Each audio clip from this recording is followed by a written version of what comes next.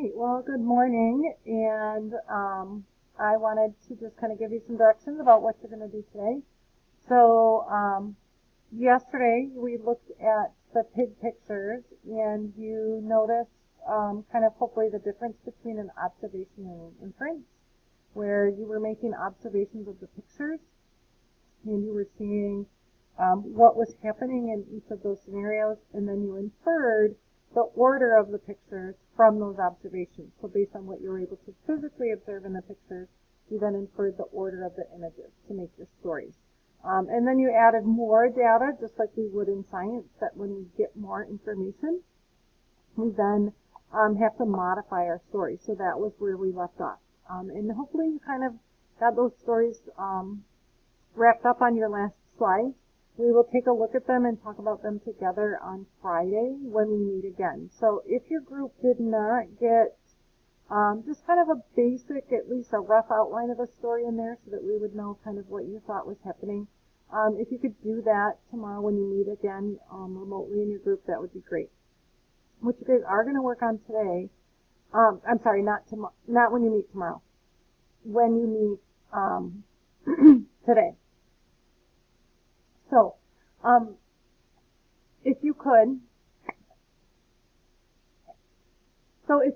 today meet, if you did not finish your pigs, go ahead and talk about finishing the story so that you have a rough outline there, so we can talk about that on Friday.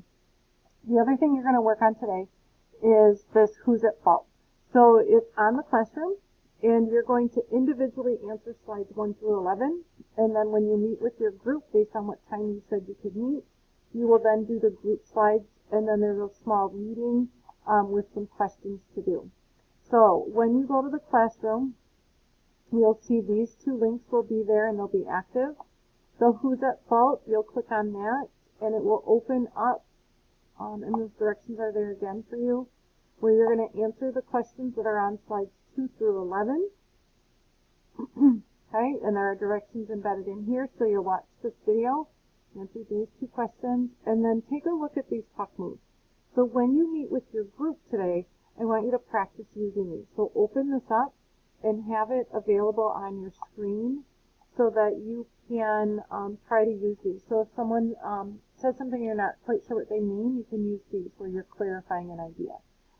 If you disagree with what they said, use one of these statements. So these are ways that scientists talk and are able to agree and disagree without feeling attacked and feeling like somebody's thinks that they don't like your idea. It's just they might have a disagreement or they're not quite sure where you're coming from. So try to use these. It'll feel a little awkward at first, but they are definitely helpful in having productive conversation. And we'll use those again more on Friday when we talk.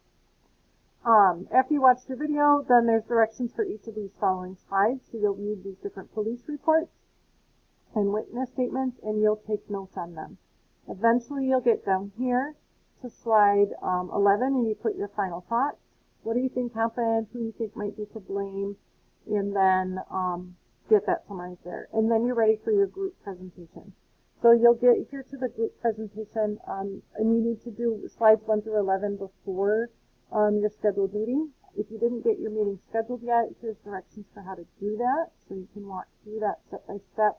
But you should have all gotten a Zoom link from one of your group members who set up that meeting. Okay. The other thing that you're going to do that you can do while you're waiting for your meetings too is this scientific modeling article. So you'll read through this. This one is due by the end of the day today. So you'll need to read through these couple of paragraphs and then answer the questions that are embedded in the document here. Okay. So let me know if you get stuck or if you have questions on anything, and I think you should be good to go. And I will post a video again tomorrow for you because I will not see you in the Zoom meeting until Friday. So that link you should have gotten in your email and on your Google Calendar, and you should be all set with those links for the rest of this semester. All right, have a great day.